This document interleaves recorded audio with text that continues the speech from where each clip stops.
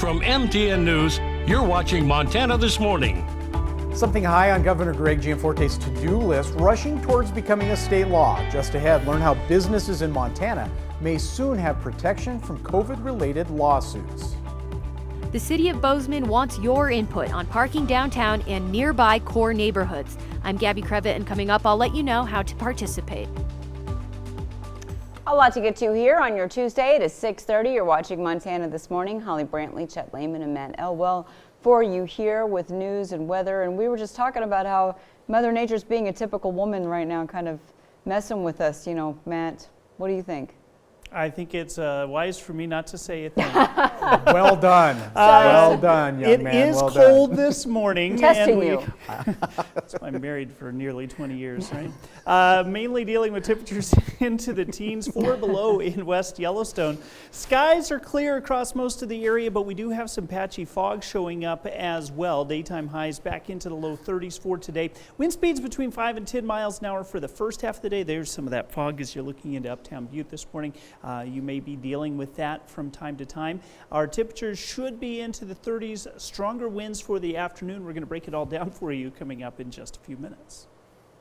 Thanks, Matt. The Montana Senate has approved one of Republican Governor Greg Gianforte's top priority bills. It's a measure giving businesses and others liability protection against COVID-19 related lawsuits. The bill is now headed to the Montana House, where it's expected to get quick approval. Senate Bill 65 says anyone trying to collect damages related to COVID-19 transmission must prove a business engaged in, quote, gross negligence, end quote, which is a higher than usual standard. It also extends this standard to healthcare providers treating COVID-19 and those who manufacture products to help prevent the spread of COVID-19. Governor Gianforte says the bill encourages businesses to enforce public health standards to gain liability protection, and therefore he would lift mandates for face masks. But the bill in its current form specifically says not following these guidelines, including face masks, cannot be used as a cause of action against the business. The Senate even suspended its rules Monday to advance the bill a day earlier, passing it 37-13. Republican Senator Jason Ellsworth of Hamilton says businesses harmed by the pandemic need this protection. The reality is a lot of these businesses have been out of business. They've had to shut down because they can't survive.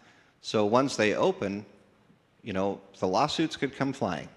And this ensures protection from frivolous lawsuits. But 1 or 2 lawsuits could put somebody completely out. Now we're told 29 Republican senators, 8 Democrats voted in favor of the bill. All but 2 of the opponents were Democrats. Many of the city county health departments in Montana took the MLK holiday off yesterday, so the coronavirus numbers are delayed this morning. Health departments in Gallatin and Butte Silver Bow counties were both closed, but statewide 3 more COVID-19 deaths were reported. That makes a total of 1,113 people who have passed away from the virus in the state.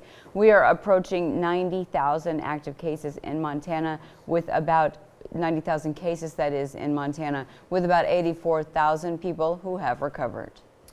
Well, economic leaders in Butte will host a Zoom session with a human resource expert to take questions from small businesses. This session being hosted by former Butte resident Dustin Knievel, who has more than 25 years of corporate HR experience in large cities, and will be pre-submitted questions from a business community that suffered under the pandemic. Is to give resources to small businesses and make everything a little bit easier. They're going through uncharted challenges that they did not expect, that they do not deserve. The RCD Zoom call will take place tomorrow beginning at 4 o'clock in the afternoon. 6:34 now. On January 1st, recreational marijuana became legal in Montana with some restrictions. But not every segment of the population is singing the praises of this new law. MTN's Tim McGonigal explains.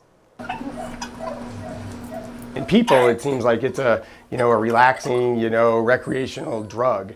But in pets, it seems to have a lot of odd effects. Dr. Mike Norton is talking about marijuana toxicity in animals, a problem his practice is seeing with alarming frequency. Right now, we're seeing kind of an epidemic of it since like Christmas. I mean, usually I'd see 3 or 4 a year. I've seen now 3 or 4 a week. Norton says that's the trend in states that legalize marijuana, like Montana did on January 1st. Most affected dogs ingest the drug in edible form, but curious animals might eat discarded joints. Yeah, if the dog is not showing signs and the owners know that the dog ingested it and they bring it in, we can make them probably, we can give them a drug called apomorphine and make them throw it up within the first hour. But the THC in marijuana can inhibit vomiting, and the longer it remains in the system, the more affected a dog becomes, eventually becoming almost comatose. I mean, most dogs show up here, they can't walk, and they're cold, 90 degrees. Normal temperature for a dog is 101.5. So if you were not caring for your animal and just left it out in the cold, or you didn't know what was going on, that dog would probably get hypothermia and die before you would even know anything happened. If these dogs are brought in, they'll be warmed up, given IV fluids, drugs for nausea, and supportive care. They're usually back home in 24 to 36 hours. Some dogs who ingest the drug will become agitated, and even the slightest noises can send them to a near seizure. They tend to take 3 to 4 days in a dark room with earplugs in, and then Valium as needed to stop them from being so agitated. In Great Falls, Tim McGonigal, MTN News. In other headlines this morning, the city of Bozeman will be holding 3 virtual community conversations on parking in Bozeman's downtown and in the core neighborhoods. MTN's Gabby Crevitt tells us what to expect from the meetings that start next week. The city of Bozeman will hold 3 virtual meetings about parking. One meeting is centered around parking near MSU and Bozeman High School. Another meeting is about residential parking near downtown, and the third, parking near Main Street. Affected residents are encouraged to join and leave their input. This is also to just get the community on the same page with the city, and so that we can understand what the community is thinking and know what their challenges are when it comes to parking. Last year, the Bozeman City Commission approved an ordinance that allows for the city's parking commission to manage some parking congestion in nearby downtown neighborhoods by creating a parking benefit zone. Many residents objected to the idea of paid on-street parking permits in a meeting that brought hundreds of people out for a city commission meeting early last year. The parking benefit zones and Ordinance 2033 was definitely a controversial one, and we are not going back and revisiting that conversation, but we want to really get people's engagement on what those parking benefit zones might look like down the road, what type of input they want, what's an appropriate occupancy level, appropriate pricing, etc. Commissioner Eho Pomeroy was one of the opposing votes against the parking benefit zones downtown. She says she still disagrees with creating a parking benefit zone where the majority of residents don't want one, and says the upcoming meetings are a good opportunity for the city to gauge residents' interests. I do hope people engage and participate in that conversation. That's what I like to see. Reporting in Bozeman, Gabby Crevitt, MTN News. 6:37 now. Pandemic has changed car buying process. 45% of car shoppers say they would now buy a new car online, according to a recent study from J.D. Power. J.D. Power says the tools have gotten better over the last 9 months to do this. It's more common now to be able to do things like sign your contract remotely. But there are still things you may want to consider doing in person before you buy online. I think there's still kind of, touching feelings sitting inside the vehicle, test driving it, understanding that maybe in advance, maybe going in and driving the vehicle, being sure that, it has not only the features, but room that, that they're looking for. Chris Sutton with J.D. Power says when it comes to prices online, you need to see if it's a price range or the exact price you're going to pay. That exact price is going to depend on where you live and what incentives you're eligible for in your specific zip code. You also need to do your homework ahead of time looking at the inventory. They should go online, look at the dealer's inventory and see, look, do they have 2 of these online? In which case, you may not have a lot of flexibility around pricing there. If the dealer only has a couple of them, or if they have, let's say 40 or 50, maybe you have a little bit more flexibility. Also, if you are financing or leasing, Sutton said you should have a good understanding of your credit ahead of time. So if you know if you're getting a fair deal. You also need to prepare ahead of time if you're trading in your old car. There are tools online that can show you the value of your trade-in.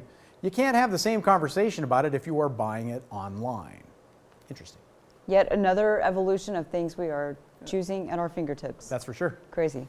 Well, a programming note now, this Wednesday will be a lot different, a little bit different that is, on Montana This Morning. It's Inauguration Day that begins at 5 a.m. with us here on Montana This Morning. CBS This Morning starts an hour earlier than normal at 6 a.m. though, followed by coverage of all the events in D.C. all day long. Now at 6 a.m. your local news, Montana This Morning, shifts over to CW Montana. We're still here for you, and we'll also be available on the streaming app.